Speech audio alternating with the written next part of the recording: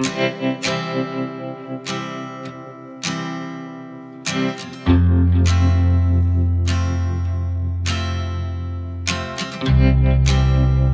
Everyone, good morning, welcome back to my channel. আশা করছি সকলে খুব ভালো আছো। বীরভূম জেলার ছোট্ট একটা শহর থেকে আমি সুধা আবারও চলে এসেছি নতুন দিনে নতুন আরও একটা ব্লগ নিয়ে। তো সাথেই থাকো আমার, আশা রাখছি আজকের ব্লগটাও তোমাদের খুব ভালো লাগবে। আজকে হচ্ছে বৃহস্পতিবার, ঘড়ির কাঁটায় বাজে মোটামুটি ওই 7টা। আমি কিন্তু ঘর বারান্দা সমস্ত কিছু ঝাঁট দিয়ে ফেলেছি। এইদিকে কিন্তু আজকে যেহেতু বৃহস্পতিবার, তাই কিন্তু মঙ্গল আর বৃহস্পতি আমার ছেলের কম্পিউটার থাকে 7টা থেকে, তো ওকে একটুখানি এগিয়ে দিয়ে এলাম।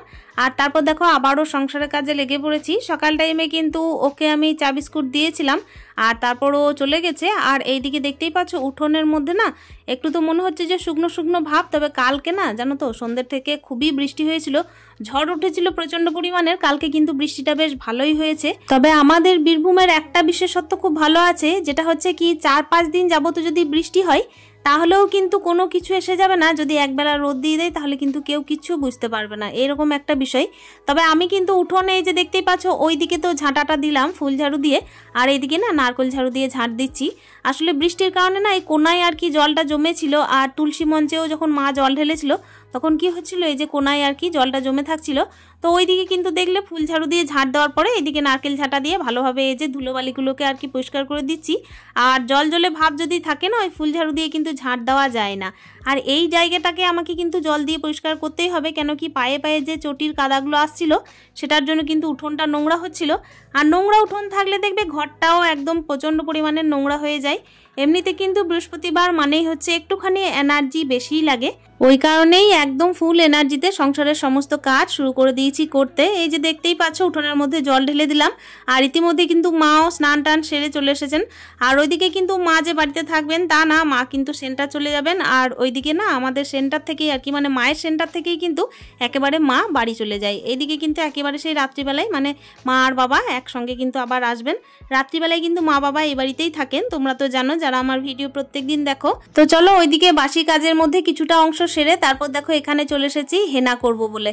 তো হেনা না আমার একদম বলতে পারো যখন থেকে বিয়ে হয়েছে, কি বিয়ের আগে থেকেই বলতে পারো, তখন থেকেই কিন্তু অভ্যেস। তো ওই কারণে আমি চেষ্টা করি মাসে অন্তত একবার করার।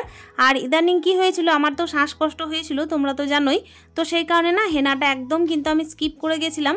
তবে আজকে কিন্তু একটু মানে হেনাটা করব বলে মনস্থির করেছি। যাওয়ার কথা আছে মাসির বাড়ি, তো সেই কারণেই কিন্তু ভাবলাম যে হেনাটা আজকে করে ফেলি। তবে শ্যাম্পুটা হয়তো করা যাবে কিনা সেটাও আমি সুনিশ্চিত করতে পারছি না। তবে এই হেনাটা করলে কিন্তু আপাতত ধুয়ে নিলেই হয়তো হয়ে যাবে, আমার শ্যাম্পু করাই চুল আছে যদিও বা। তো চলো এই যে দেখতেই পাচ্ছ আজকে যেহেতু বৃহস্পতিবার, অনেকে কিন্তু আমাকে কমেন্টে বলেছিলে যে বৃহস্পতিবার মাথার মধ্যে শ্যাম্পু করবে না। তবে কি বলো তো বন্ধুরা, আমার ছেলে তো জন্ম মাস ছিল, তো ওই কারণে কিন্তু দিন 15 আমি এমনি শ্যাম্পু করিনি। মাথাটা কিন্তু আমার একদম বলতে পারো বোঝা হয়ে গেছিলো। তো ইদানিং কি করেছিলাম, এই যে রবিবার কিংবা হচ্ছে সোমবার আমি শ্যাম্পু করেছিলাম।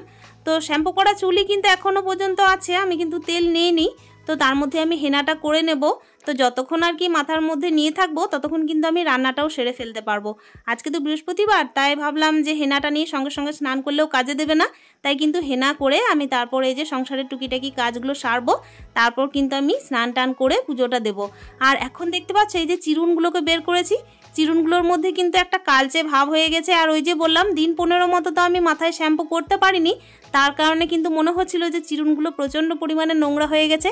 তো গরম জল দিলাম, দিয়ে গরম জল দিয়ে এই যে চিরুনটাকে ভিজিয়ে রাখবো। অলরেডি কিন্তু 2টো চিরুন আমি বাড়ির মধ্যে রেখেছি, আর বাকি যে সমস্ত চিরুনগুলো নোংরা লাগলো তো সেগুলোকে বের করে দিয়েছি। গরম জলে কিন্তু এটা ভিজানো থাক, আমি কিন্তু আজকে হয় বিকালে পরিষ্কার করব কিংবা হচ্ছে কাল পরিষ্কার করব, দেখা যাক। এটা কিন্তু এখন যদি আমি পরিষ্কার করতে চাই না তাহলে কি হবে জানো তো, ভালোভাবে আর কি নোংরাটা পরিষ্কারই হবে না। এমনিতে ভিজিয়ে রাখলে কি হবে, নিজে নিজেই জানো তো এটা ছেড়ে যায়। এটা কিন্তু খুব ভালো একটা উপায় জানো, খুব ভালোভাবে ছেড়ে যায়, একদম কিন্তু ডলতে হয় না, কিচ্ছু করতে হয় না, নিজে নিজেই ছেড়ে যায়, শুধুমাত্র ধুয়ে নিলেই হয়ে যায়। আজকে বৃহস্পতিবার দিনকে কিন্তু আমি একেবারে ফুল এনার্জিতে সংসারের সমস্ত কাজ করতে লেগেছি, আর তার সঙ্গে কিন্তু নিজের যত্নেও লেগে পড়েছি। তো একটুখানি হেয়ার কেয়ার করলাম, তার সঙ্গে কি বলতো এই যে রান্না বান্নাটাও আগে সেরে নেবো, এটাই ঠিক করেছি। ওইদিকে কিন্তু মাঝে আমি হেনাটা করে ফেলেছিলাম, তারপর দেখো একেবারে কিন্তু ভালোভাবে ফ্রেশ হয়ে চলে এসেছি রান্নাঘরে। তো রান্নাঘরে ওইদিকে দেখতেই পেলে আমি ভাতটা ডালটা কিন্তু বসিয়ে এখানে ছোলার ডাল ভিজিয়ে দিচ্ছি। ছোলার ডালটা কিন্তু করব মোচা দিয়ে। আর তার মাঝে না আমি কি করলাম দেখো, ছেলেকে কিন্তু খাওয়াবো। খাওয়াবো বলতে ওদিকে তো ভাত হয়নি, তোমরা তো জানো আমার ছেলে কিন্তু 10টার সময় ভাত খায়। তবে ইদানিং কি করছে জানো তো, আমার হাজব্যান্ড আর কি লাস্ট যেদিনে এসেছিলেন না সেদিন কিন্তু ওকে চিড়ে খাওয়া শিখিয়ে দিয়েছে, তাই চিড়ে দুধ কলা এগুলো কিন্তু খাচ্ছে একসঙ্গে কিন্তু মাখিয়ে। আজকে কিন্তু দুধ দিইনি, আসলে কি বলো তো বাসি দুধটা না আমি ছেলেকে একদম দিচ্ছি না সকাল টাইমে, কিন্তু ওই জন্য চিড়ে তারপর গুড় আর কলা আম এই সমস্ত কিছু মাখিয়ে আমি ওকে খেতে দিচ্ছি। ওর কিন্তু পেটটা ভর্তিও থাকছে, আর তার সঙ্গে কি হচ্ছে বলো তো, ওই তাড়াহুড়ো করে আমার একটা যে রান্নার ব্যাপার থাকে না সেটা কিন্তু আমাকে চিন্তা করতে হচ্ছে না, ধীরে সুস্থে রান্নাটাও হচ্ছে, তার সঙ্গে কিন্তু ওর একটা মানে পছন্দের খাবারও ওর খাওয়ানো হচ্ছে, এরকম একটা বিষয়। তো এই তো দেখতেই পাচ্ছ একটা আম দিয়ে দিচ্ছি, ওইদিকে কিন্তু 2টো কলা দিয়ে দিলাম আর গুড় দিয়ে দিলাম। আজকে কিন্তু এটা দিয়ে ওকে খাইয়ে দেবো। সংসারের সমস্ত কাজের মাঝে কিন্তু ছেলের খেয়াল রাখা, সংসারের যত্ন করা, পরিষ্কার পরিচ্ছন্নতা মেনটেন করা, রান্না বান্না পুজো, এই তো হচ্ছে একটা গৃহিণীর দায়িত্ব, তাই না? সমস্ত কিছু দায়িত্বের মধ্যে পড়ে, আর এই দায়িত্বগুলোকে একটুখানি এনার্জি সহকারে না করলেও নয়। কেন কি এমনিতে দেখো হাতের ওপর হাত পায়ের ওপর পা তুলে যদি বসে থাকি না তাহলে তো কোনো সংসারে কাজই হতে চাইবে না। নিজের তো একটুখানি খেয়াল রাখতেই হয়, তার সঙ্গে কি হয় সংসারের কিন্তু খেয়ালটা একটু বেশিই রাখতে হয়। তো আজকে তো নিজের একটুখানি খেয়াল রাখছি, যেহেতু আজকে কিন্তু একেবারে ফুল এনার্জিতে সংসারে কাজে লেগে পড়েছি। আর এই তো দেখতেই পাচ্ছ ওইদিকে কিন্তু মাঝে আমি ছেলেকে খাইয়ে দিয়েছিলাম। তো ছেলে তো দেখো খেয়ে দিয়ে কিন্তু বাড়ির মধ্যে আর ছিল না, ও কিন্তু খেলতে পালিয়েছে, পাশের বাড়ির সব বন্ধুদের সঙ্গে খেলতে পালিয়েছে। তো আমি এর মাঝে দেখো রান্না বান্নাটা পুরোটাই সেরে নেব। এদিকে কিন্তু মোচাটা আগের দিনের কিছুটা করেছিলাম আর অর্ধেকটা ছিল, যেহেতু দেখো মেম্বার সংখ্যা কম বলে কিন্তু একটা গোটা মোচা আমার পক্ষে একা খাওয়া সম্ভব নয়, সেই কারণে অর্ধেকটা করেছিলাম, অর্ধেকটা করে নিচ্ছি আজকে। তবে আজকে কিন্তু একেবারে নিরামিষ মোচা করব, তবে খাওয়ার টাইমে কিন্তু সত্যি কথাই বলবো সত্যি খুব টেস্ট হয়েছিল। প্রথমে তো ভাবছিলাম যে মোচাটা হয়তো খুব অল্প হয়ে যাবে, কিন্তু যখন আলু আর এই যে ছোলার ডাল দিয়ে রান্নাটা করেছিলাম না, বেশ কিন্তু আমার জন্য বলতে পারো অনেকটাই হয়ে গেছিল। আর লাস্ট বেলায় এই যে মোচার একটা নিয়ম কি জানো তো, ছোটবেলা থেকেই দেখেছি যে মোচার কিন্তু শেষ প্রান্ত একেবারেই মানে ছাড়ানো যায় না, ওটা কিন্তু কেটে কুচি কুচি করে মিশিয়ে নিলেই ভালো হয়। আর এই তো দেখতেই পাচ্ছ ওদিকে কিন্তু মোচাটা কেটে আমি প্রেসার কুকারের মধ্যে দিয়ে দিচ্ছি। একেবারে ছোলার ডাল শুদ্ধই দিয়ে দেবো, আলু ছোলার ডাল সমস্ত কিছুই দিয়ে দেবো, চটজলদি রান্নাটাও হয়ে যাবে। আর তার সঙ্গে কি বলো তো, আজকে একটুখানি পোস্ত করব। আজকে যেহেতু নিরামিষ রান্না তাই কিন্তু ভাবনা চিন্তার মধ্যেই থাকতে হয়, যেহেতু ছেলে আছে বুঝতেই তো পারছো। আমি তো এমনিতে নিরামিষ ভক্ত, কিন্তু আমার ছেলে তো একদমই নয়। ছেলে নিরামিষ ভক্ত নয় মানে যে ও মাছ খায় সেটাও নয়, আবার মানে সব দিকেই সমস্যা, বুঝতেই পারছো। তো এদিকে দেখো এদিকে রান্নাটা কিন্তু করে নিচ্ছি, ওইদিকে যে ভাতটা বসিয়েছি তো 1 ফুট দিয়ে রেখেছিলাম। আর আমার চুলটা দেখে বুঝতেই পারছো যে আমি কিন্তু হেনা করে আছি। আসলে কি বলো তো বন্ধুরা, হেনা করা অবস্থায় না একেবারে অন ক্যামেরায় আসতে ভালো লাগে না, তবে সংসারের কাজ দেখানো আর একটা সিম্পল সাধারণ লাইফস্টাইল তোমাদের সঙ্গে জুড়ে ধরা, এটাই কিন্তু দেখো একজন গৃহবধূ হিসেবে চেষ্টা করি। তাই কিন্তু আসবো না ভেবেও দেখো চলেই এলাম। আর হ্যাঁ, মাঝে দেখো আমার ছেলে খেলতে গেছিলো, ওকে কিন্তু একবার হাঁক দিয়েছিলাম যে গানটা একটু করে নাও, কেন কি বিকাল টাইমে ওকে গান শেখাতে আসবে, সেই কারণে দেখো ওইদিকে বসিয়ে রেখেছি। আর ওইদিকে কিন্তু তার বন্ধু আর কি বসে আছে। আমার ছেলের বন্ধুগুলো কেমন জানো, আমার ছেলে থেকে কিন্তু অনেকটাই ছোট, ও কিন্তু ছোট ছোট বন্ধুদের সাথে খেলতে খুব পছন্দ করে, এখনও জানি না কবে বুদ্ধি হবে আর কি। তো চলো এই তো দেখতেই পাচ্ছ সংসারে কাজ করতে করতে একেবারে এই যে রান্না বান্না সমস্ত কিছু চলছে। আর এই তো পোস্তটা বেটে নিতে এসেছি। পোস্ত সাধারণত কি করি আমি কিন্তু শিলপাটার মধ্যেই বাটি, মেম্বার সংখ্যা কম, তার সঙ্গে হচ্ছে পোস্ত কিন্তু দেখবে শিলপাটার মধ্যেই বেশি ভালো বাটা হয় আমার বলে মনে হয়। আর শিলপাটাটা যখন আছে তখন মাঝে মাঝে কাজেও তো লাগিয়ে নিতে হবে। তো চলো এই যে পোস্তটা বেটে নিচ্ছি। আজকে করব টমেটো আর আলু দিয়ে একটুখানি পোস্ত। আমার যেহেতু কিছুদিন আগেকার ব্লাড রিপোর্টে ধরা পড়েছে যে থাইরয়েড আছে, সেই কারণে কিন্তু টমেটো ডাক্তারবাবুর একেবারে খেতে মানা। কিন্তু কি বলতো বন্ধুরা, মাঝে সাঝে কিন্তু যে সমস্ত জিনিসগুলো খুব পছন্দের হয় না সেইগুলোকে কিন্তু একটুখানি খেতে ইচ্ছেই করে। আর বাড়িতে রাখা ছিল সেই কারণেই আমি ওটাকে আর কি আজকে খেয়ে নেবো ভাবছি। আমার হাজব্যান্ডের তো টমেটো লাগেই লাগে, তাই উনি যখন এসেছিলেন না তখন কিন্তু টমেটো এনে রেখেছিলেন, তো সেগুলো তো নষ্ট হয়ে যাবে, সেটাকে কিন্তু নষ্ট করতেও তো খুব মায়া লাগে, যেহেতু সংসারের প্রত্যেকটা জিনিসই তো প্রচণ্ড মায়ার জিনিস, তাই না বলো। আর এই তো দেখতেই পাচ্ছ একেবারে কিন্তু এনার্জি সহকারে পোস্তটা বেটে নিয়ে এবার বাড়ি চলে যাচ্ছি। বাড়ি বলতে কি বাড়ির ভেতরে চলে যাব, রান্না বান্না ওইদিকে তো চলছে।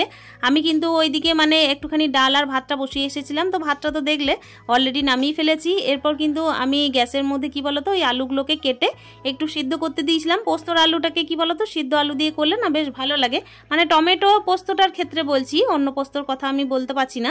আর এখন দেখো কথা বলতে বলতে ওইদিকে ডালটা ফোড়ন দিয়ে নিয়েছি, ডালটা কিন্তু কড়াইয়ের মধ্যে বসানোই আছে। তো তারপর চলে এসেছি দেখো টমেটোটা কাটতে। আগে করতাম কি যে টমেটো কাটলেই না আমি কোনোভাবেই কিন্তু এই বীজগুলো বাদ দিতাম না, তবে এখন কিন্তু আমাকে ইদানিং বীজগুলো বাদ দিতে হচ্ছে। অনেকে বলছে যে টমেটো খেলেও কিন্তু বীজগুলো বাদ দিয়ে খেও, তো সেই কারণে চেষ্টা করছি বীজগুলো বাদ দিয়ে খাওয়ার। আবার কেউ কেউ বলছে টমেটো খেলে কিন্তু এই যে বীজের সঙ্গে আর কি খোসাটাকেও বাদ দিও। তো আমি চিন্তা করছি যে তাহলে টমেটোর মধ্যে আমি খাবো কোন অংশটা। আসলে তাহলে তো এইভাবে টমেটো খাওয়াটাও খুব টাফ হয়ে যাবে। টমেটোর পিছনেই যদি আমাকে মোটামুটি 10 থেকে 15 মিনিট পরিশ্রম করতে হয়, তাহলে তো টমেটো খাওয়া না খাওয়া একটা সমান ব্যাপার বলো। আর সংসারে কাজ করতে গেলে এনার্জি যখন থাকেই দেখবে কোনো কাজে, তখন কিন্তু ওই একটা কাজ নিয়ে তো বসে থাকলে হবে না, সংসারে কিন্তু আরও তো অনেক কাজ করে নিতে হবে। আর এই তো দেখো একটাই মাত্র টমেটো দিয়েছি, সেটা দিয়েই কিন্তু আলু দিয়ে একটুখানি পোস্ত করব। আর টমেটো আলু পোস্ত কিন্তু সত্যি বলছি বন্ধুরা, আমি আর আমার হাজব্যান্ড দুজনেই কিন্তু খুবই পছন্দ করি। বিশেষ করে শীতকালে তো খুবই ভালো লাগে। আর এখনকার টমেটো সাধারণত কি বলতো এমনিতে টক নেই, তবুও কিন্তু কি বলতো একটা সেই ফ্লেভার আছে, তো সেই কারণেই চেষ্টা করলাম খাওয়ার। রান্নার একেবারে শেষ প্রান্তে চলে এসেছি। এদিকে পোস্ত ডাল আর এদিকে দেখতেই পাচ্ছ মোচার তরকিটা করে নিচ্ছি ছোলার ডাল দিয়ে। আর খাওয়ার সময় কিন্তু পাঁপড় ভাজা করেছিলাম। এই ছিল কিন্তু আজকে বৃহস্পতিবারের নিরামিষ মেনু। তো এই তো দেখতেই পাচ্ছ রান্নাবান্নাটা করছি। তবে আজকে না একটুখানি মোচার তরকারির মধ্যে ওই যে কাশ্মীরি লঙ্কা গুঁড়োটা দিয়েছিলাম, তাতে কি হয় ফ্লেভারটাও ভালো আসে, তার সঙ্গে খেতেও ভালো হয়। বললাম না আজকে কিন্তু তরকিটা বেশ ভালোই হয়েছিল। আর মোচাটা ছিল একটুখানি, তবুও কিন্তু দেখো ছোলার ডাল আলু দিয়ে কিন্তু আমার একার ক্ষেত্রে একদম পর্যাপ্ত ছিল বলতে পারো। এই তো নামানোর আগে একটুখানি চিনি দিয়ে দিলাম। আর কি জানো তো আজকে না ওই যে মাসি ছিলেন আমার কাছে, তো সেই কারণে মাসিকে বাটির মধ্যে একটুখানি দিলাম তরকারি। উনি আর কি থাকলে কিন্তু আমি সমস্ত রকমের তরকারি ওনাকে দিই, আমার বেশ ভালো লাগে। আসলে একা মানুষের ক্ষেত্রে কিন্তু এই তরকারিটা দেখবে অনেকটাই, তো সেই কারণে নষ্ট না করে আমরা যদি ভাগ করে খাই তাহলে বেশ ভালো হয়। তো চলো ওইদিকে কিন্তু স্নান টান সেরে নিয়েছি। হেনা করার পর কিন্তু দেখো অনেকটাই মাথাটা আমার ধরে গেছিলো। তো স্নান টান সেরে কিন্তু এই তো চলে এসেছি দেখো পুজো দেওয়ার জন্য। এখন এই যে পুজোর ঘরটা সাজিয়ে তারপর দেখো ধূপ ধুনো সমস্ত কিছু ধরিয়ে নিয়েছি। আর এই তো প্রদীপে ধূপে সমস্ত কিছু এক জায়গায় থালার মধ্যে রাখি আমি। এই তো তারপর দেখো এইদিকে কিন্তু সমস্ত দেবী দেবতাদেরকে আমার আরতি করাও হয়ে যাচ্ছে। আজকের ভিডিওটা কিন্তু আমি পুজো করতে করতেই শেষ করব বন্ধুরা। সংসারের বাসি কাজ থেকে শুরু করে সংসারের যাবতীয় খুঁটিনাটি সমস্ত দিক দেখে ছেলের খেয়াল রেখে একেবারে কিন্তু ভিডিওটা এখানে শেষ করছি। দেখা করছি নেক্সট ব্লগে। ততক্ষণের জন্য স্টে হ্যাপি, হ্যাপি মন, টাটা।